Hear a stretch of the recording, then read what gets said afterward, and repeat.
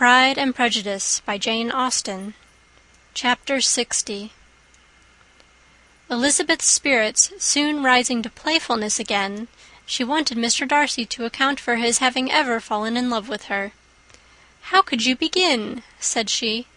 "I can comprehend your going on charmingly, when you had once made a beginning, but what could set you off in the first place?"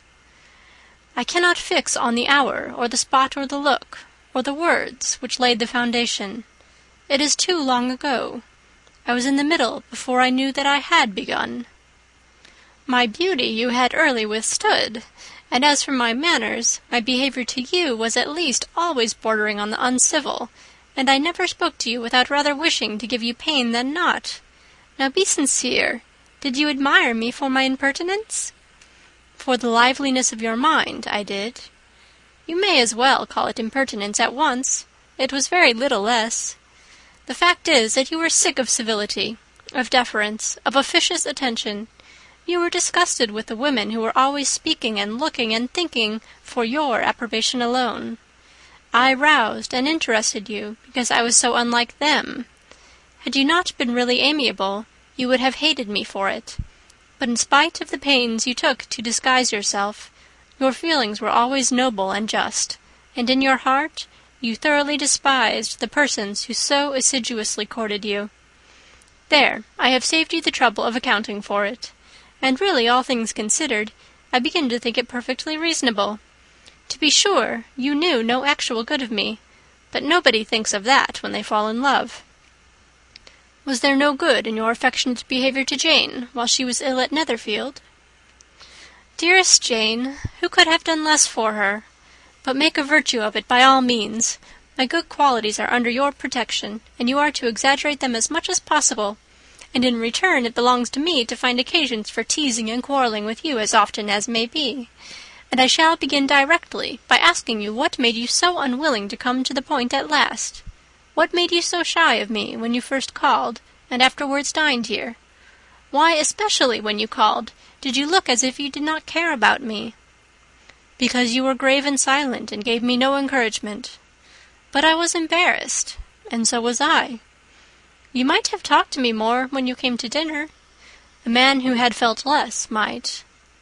"How unlucky that you should have a reasonable answer to give, and that I should be so reasonable as to admit it. But I wonder how long you would have gone on if you had been left to yourself. I wonder when you would have spoken if I had not asked you.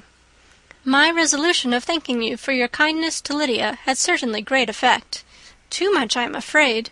For what becomes of the moral if our comfort springs from a breach of promise? For I ought not to have mentioned the subject. This will never do." "You need not distress yourself. The moral will be perfectly fair.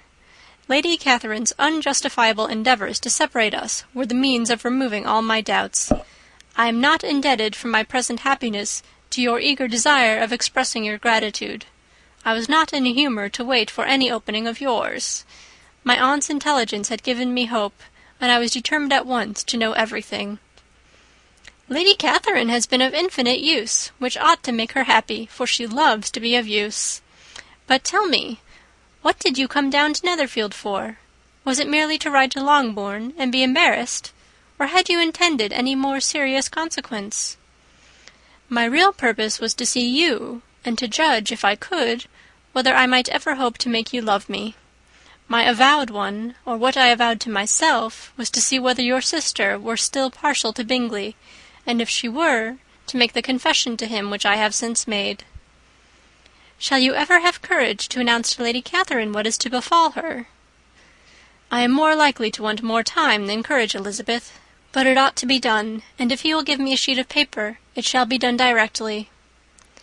"And if I had not a letter to write myself, I might sit by you and admire the evenness of your writing, as another young lady once did. But I have an aunt, too, who must not be longer neglected."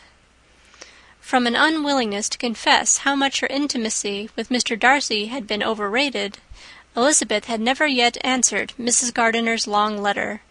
But now, having that to communicate which she knew would be most welcome, she was almost ashamed to find that her uncle and aunt had already lost 3 days of happiness, and immediately wrote as follows: I would have thanked you before, my dear aunt, as I ought to have done, for your long, kind, satisfactory detail of particulars, but to say the truth, I was too cross to write.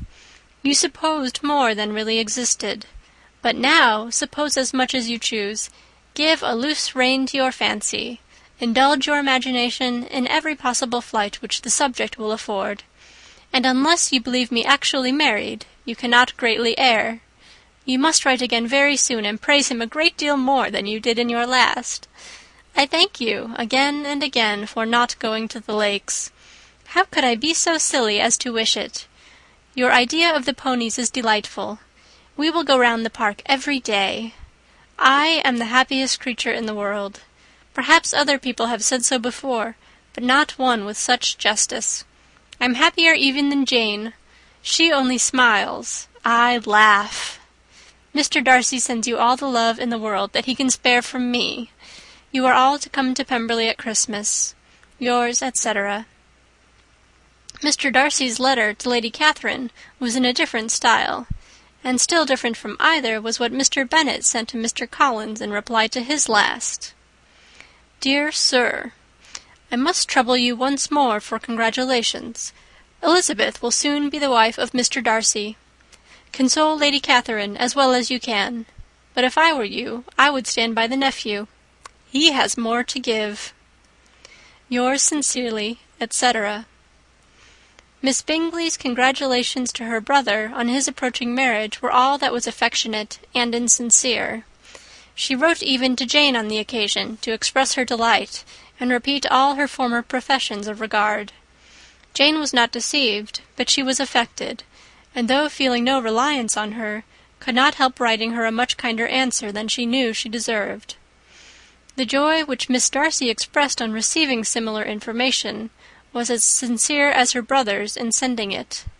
4 sides of paper were insufficient to contain all her delight, and her earnest desire of being loved by her sister. Before any answer could arrive from Mr. Collins, or any congratulations to Elizabeth from his wife, the Longbourn family heard that the Collinses were coming themselves to Lucas Lodge. The reason of this sudden removal was soon evident. Lady Catherine had been rendered so exceedingly angry by the contents of her nephew's letter that Charlotte, really rejoicing in the match, was anxious to get away till the storm was blown over. At such a moment the arrival of her friend was a sincere pleasure to Elizabeth, though in the course of their meetings she must sometimes think the pleasure dearly bought, when she saw Mr. Darcy exposed to all the parading and obsequious civility of her husband. He bore it, however, with admirable calmness. He could even listen to Sir William Lucas when he complimented him on carrying away the brightest jewel of the country, and expressed his hopes of their all meeting frequently at St. James's with very decent composure. If he did shrug his shoulders, it was not till Sir William was out of sight. Mrs. Phillips's vulgarity was another, and perhaps a greater, tax on his forbearance, and though Mrs. Phillips, as well as her sister, stood in too much awe of him to speak with the familiarity which Bingley's good humour encouraged, yet whenever she did speak she must be vulgar. Nor was her respect for him, though it made her more quiet, at all likely to make her more elegant. Elizabeth did all she could to shield him from the frequent notice of either, and was ever anxious to keep him to herself, and to those of her family with whom he might converse without mortification, and though the uncomfortable feelings arising from all this took from the season of courtship much of its pleasure, it added to the hope of the future, and she looked forward with delight to the time when they should be removed from society so little pleasing to either, to all the comfort and elegance of their family party at Pemberley. End of Chapter 60. Chapter 61. Happy for all her maternal feelings was the day on which Mrs. Bennet got rid of her 2 most deserving daughters. With what delighted pride she afterwards visited Mrs. Bingley, and talked of Mrs. Darcy, may be guessed. I wish I could say, for the sake of her family, that the accomplishment of her earnest desire in the establishment of so many of her children produced so happy an effect as to make her a sensible, amiable, well-informed woman for the rest of her life, though perhaps it was lucky for her husband, who might not have relished domestic felicity in so unusual a form, that she still was occasionally nervous and invariably silly. Mr. Bennet missed his second daughter exceedingly. His affection for her drew him oftener from home than anything else could do. He delighted in going to Pemberley, especially when he was least expected. Mr. Bingley and Jane remained at Netherfield only a 12-month. So near a vicinity to her mother and Meryton relations was not desirable even to his easy temper or her affectionate heart.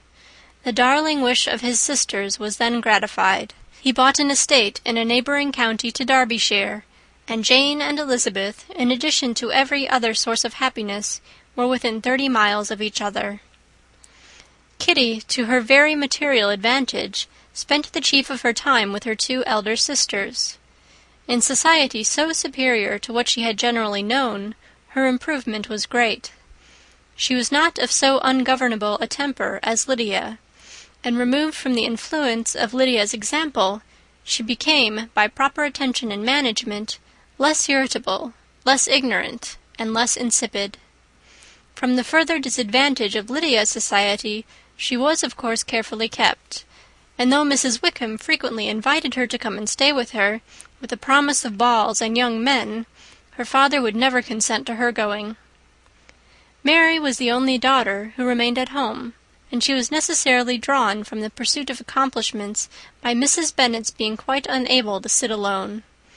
Mary was obliged to mix more with the world, but she could still moralize over every morning visit, and as she was no longer mortified by comparisons between her sister's beauty and her own, it was suspected by her father that she submitted to the change without much reluctance.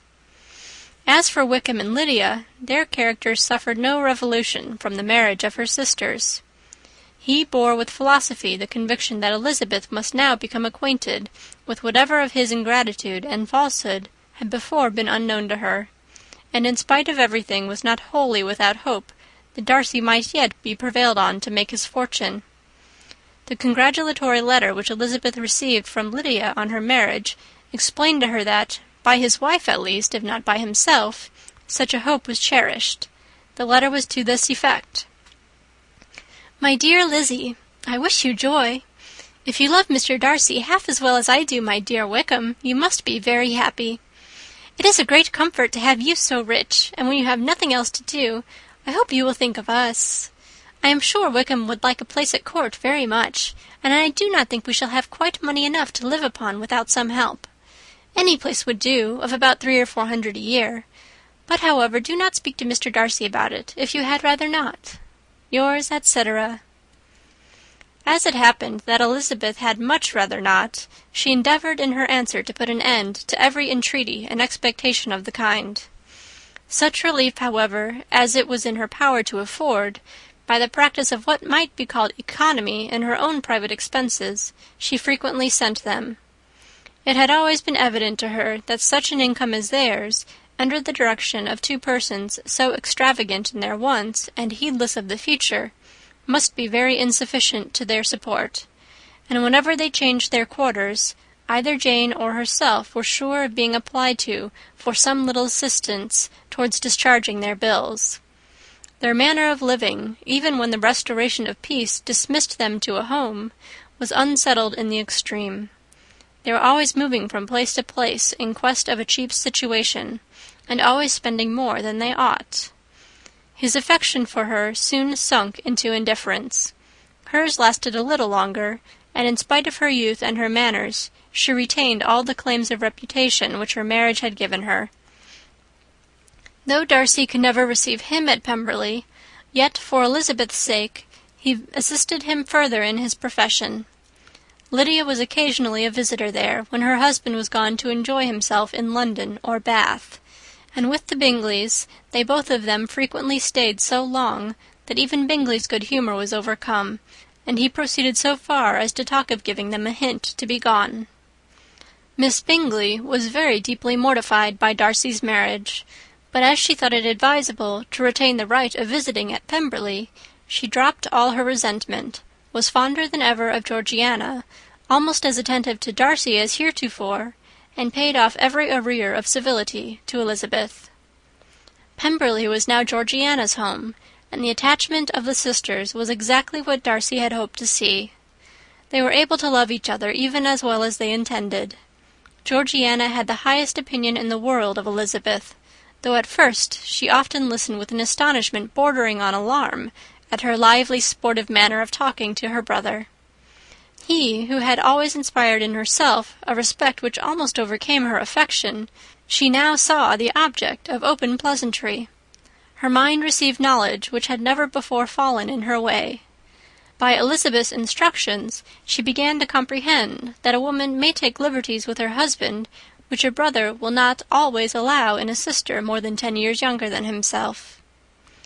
Lady Catherine was extremely indignant on the marriage of her nephew, and as she gave way to all the genuine frankness of her character in her reply to the letter which announced its arrangement, she sent him language so very abusive, especially of Elizabeth, that for some time all intercourse was at an end.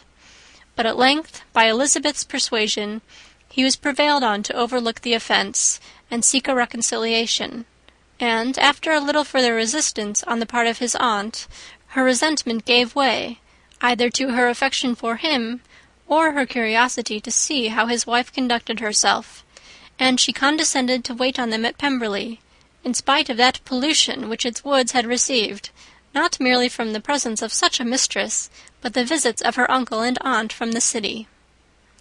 With the Gardiners they were always on the most intimate terms. Darcy, as well as Elizabeth, really loved them, and they were both ever sensible of the warmest gratitude towards the persons who, by bringing her into Derbyshire, had been the means of uniting them. End of chapter 61, and end of Pride and Prejudice by Jane Austen.